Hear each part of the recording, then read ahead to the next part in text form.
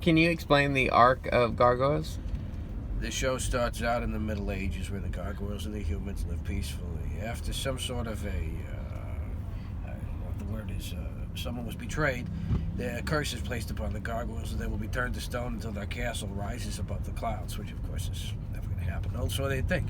Until modern day when David Xanatos, a very wealthy man who lives in New York City, purchases this castle from Scotland, I believe, and places it on top of his skyscraper. At this point, the curse is broken and the gargoyles come back to life. He offers them his friendship. They're a little apprehensive, so they end up staying at a police station on the top of the clock tower. I believe, what is his name? Hudson, played by Ed Asner, is especially happy about this because he can watch TV up there. They each name themselves after different boroughs. They meet Elisa Mazzo, who's a police detective there. She starts being a part of their adventures. And the thing you need to know is that Goliath had a lover at the time in the Dark Ages. Her name was Demona, of course.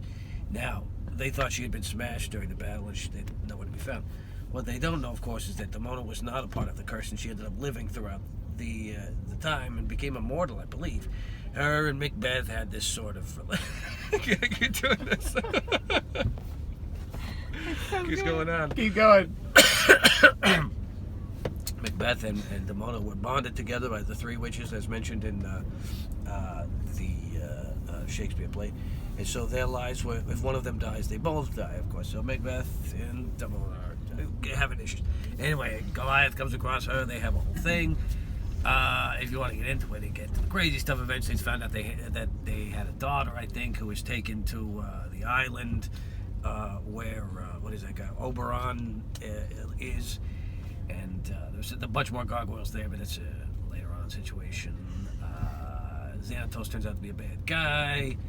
They have some things. You've got... Why is he bad? Well, he just wants the gargoyles for his own personal gain, all right? It's not about setting them free. He's using them for the wrong reasons.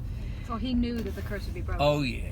Yeah, that's why he put it on top of his skyscraper, of course. But what he didn't know, of course, is that Puck from the trickster from the Shakespearean play would come there. There'd be this whole thing where the gargoyles become people and all the people become gargoyles. There's this whole switcheroo type situation. Anyway, eventually a bunch of stuff happens. Goliath, his daughter, and Elisa Mazza end up on a raft that sort of seems to travel through space, and so they end up in different parts of the world for the second season. And sometimes they're in the African jungle where they meet the spider god, king guy. I can't remember his name, is Anansi or something like that. There's all kinds of fun adventures that they have to get in there. They really have a lot of fun together, you know. Eventually they make it back to New York. They do, at one point, they end up in the future where Brooklyn has become sort of this crime-fighting gargoyle. It gets pretty crazy. Eventually, I think mankind finds out about the gargoyles, and then, of course, after that, the series is over. But then the Goliath Chronicles begin, and that's a whole other story, I think. So, How do you feel about Gargoyles? It's an okay show, I guess. What are their names? All of them? Yeah. You've got, there's all the maidens, of course.